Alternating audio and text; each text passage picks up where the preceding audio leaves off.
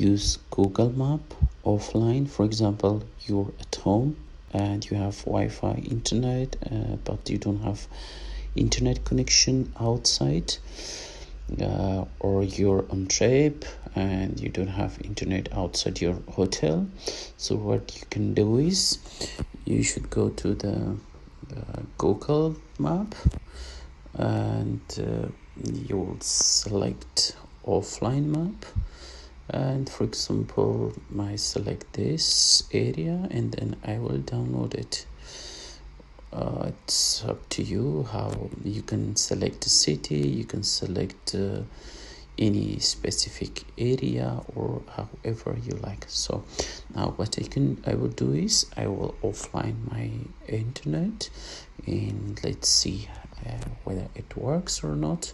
I mean, to make sure this is working. It works. So let's do this. See, it's working.